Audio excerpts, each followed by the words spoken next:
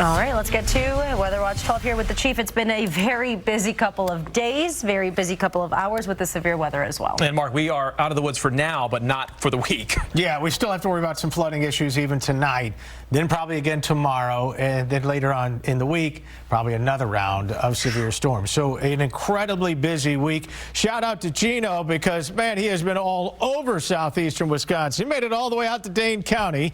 And speaking of Dane County, what are all these little circles, by the way? All the storm reports for tonight.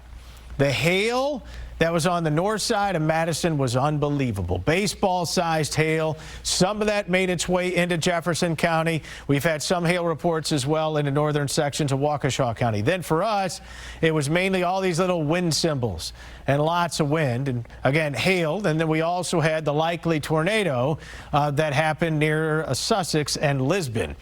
So those are the storm reports just from tonight. Last night, it was even worse. We still have flash flood warning continues only for a little bit longer, and then things should start to improve. Never, ever, ever drive into flooded roadways. We've seen what happened tonight. All kinds of people driving into those flooded roadways. All right, we had big hail, especially around Madison. Baseball sizes, 2.75-inch diameter hail. We had some hail around here, 1 inch to 1.5 inches in diameter. So thankfully, we missed out on that gorilla-sized hail.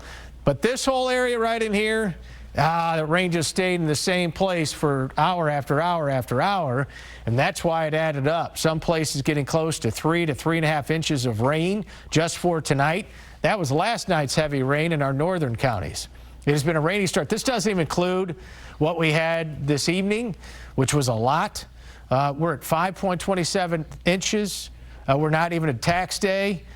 We will come close, if not for sure, set the all-time record. Let's go back in time on radar.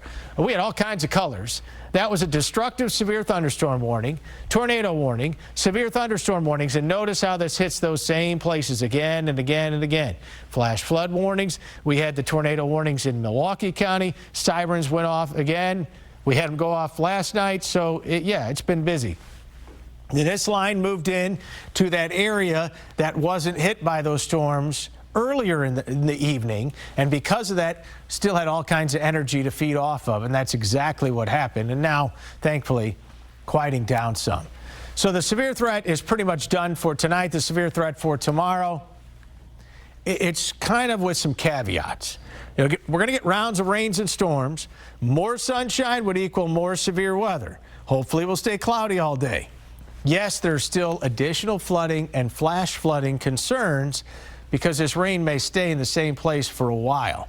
Low chances, low impacts on hail, wind, and tornadoes, very low, but flooding is pretty high. I'm concerned about additional rain. And speaking of rain, we still will have more rain as we work our way through the night. Still some thunderstorms, but most of that, and you see that nasty line of storms now down to the south of us.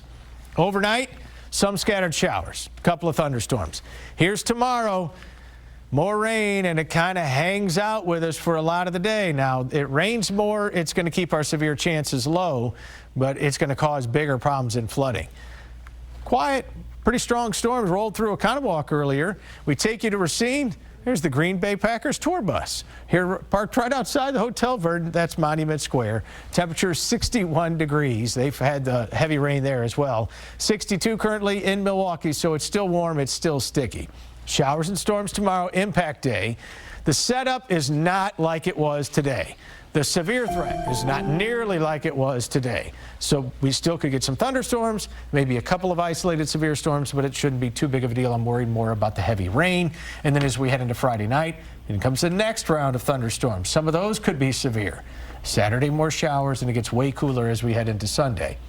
Never been more excited to talk about cooler weather because it takes our severe threat away for at least a few days. Yes. Yeah, and I feel like we're going to be talking about flooding for a little bit longer. Absolutely. Mark, thank you. We'll take a quick break and we'll be right back. Stay with us.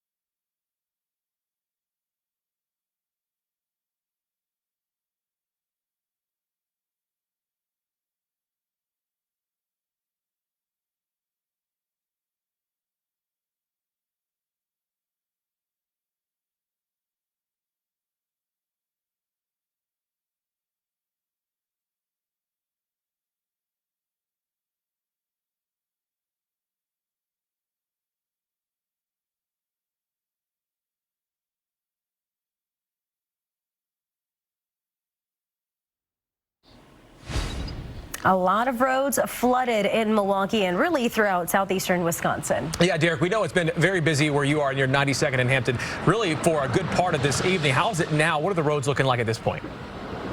Well, the roads much better than they were a little bit earlier this evening, Blake. The water has simply receded to levels that are normal, if you will, back to normal, if you will. The main concern that we have had, Eric McGee, the photojournalist, and I who are here, has been the speed now that people are driving down this road. You see there's 3 vehicles there in the median. There's been a group of kids that have been out here as the apartments next to us have been without power. So really the big concern for us has just been the speed at which people are flying down Hampton here eastbound.